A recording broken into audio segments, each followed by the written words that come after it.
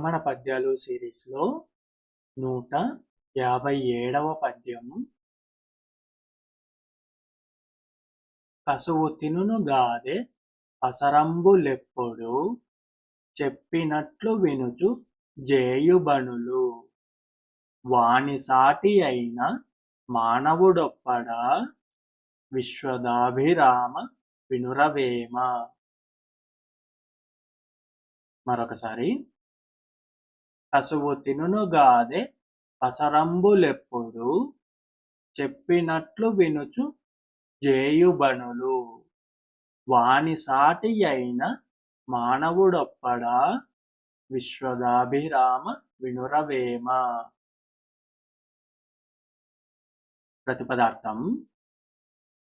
కసువు తినును కాదే, కసువును తింటాయి కదా. ఇక్కడ కసువు అంటే గడ్డి, గడ్డిని తింటాయి కదా.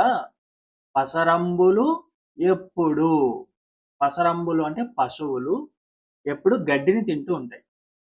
చెప్పినట్లు వినుచు చేయు పనులు, అవి గడ్డి తినేవైనా సరే చెప్పినట్లు విని చెప్పిన పనుల్ని చేస్తాయి.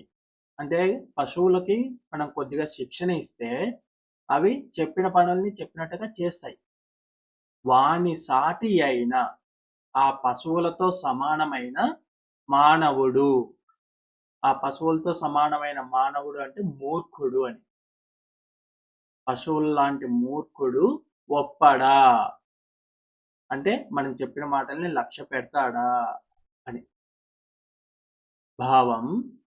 గడ్డి తినే పశువులు కూడా మన మాట వింటూ మన పనులు చేసి పెడతాయి. కానీ మన మీద బ్రతుకుతూ మన మాట పట్టించుకొని మూర్ఖులు పశువుల కంటే హీనం.